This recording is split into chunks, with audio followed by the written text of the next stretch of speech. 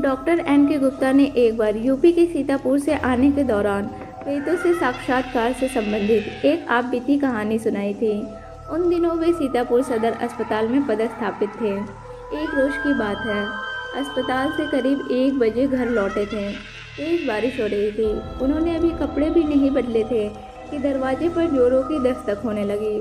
मैंने दरवाज़ा खोला तो एक 20-22 साल की लड़की खड़ी है।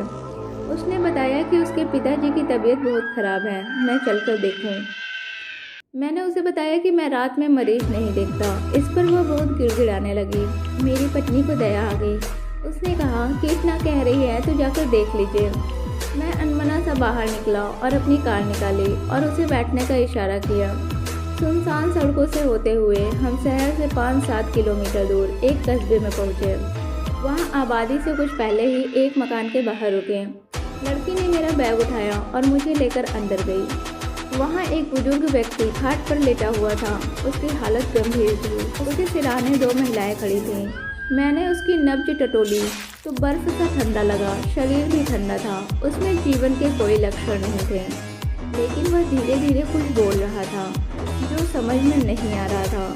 मुझे कुछ समझ में नहीं आया तो उसे एक इंजेक्शन दिया और दवा खिलाने को दिया। सिरहाने खड़ी एक औरत ने उसे खिला दिया। एक टैबलेट सुबह में खिला देने के लिए भी दिया।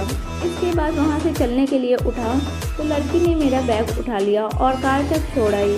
अगली सुबह अस्पताल जाने के लिए निकला तो सोचा रात वाले मरीज को देखता चलूँ। मैं बस्ती में पहुँचा, लेकिन वहाँ कोई मकान नहीं दिखा। मैं बस्ती के लोगों से पूछने चला गया। घटना की जानकारी देने पर लोग मुझे हैरानी से देखने लगे। एक बुजुर्ग ने बताया कि ऐसा कोई परिवार इस बस्ती में नहीं रहता। यह प्रेत लीला है जो हर एकाध साल पर घटित होती है। वह एक भूतहा खंडहर है। आप वहीं गए होंगे। आपने इलाज किया इसलिए बच गए, नहीं तो मार डाले जाते। मैं भूत प्रेत पर विश्वास नहीं करता था। इस पर बस्ती के कुछ नौजवानों ने कहा कि उस जगह पर ले चलिए जहाँ वह मकान था।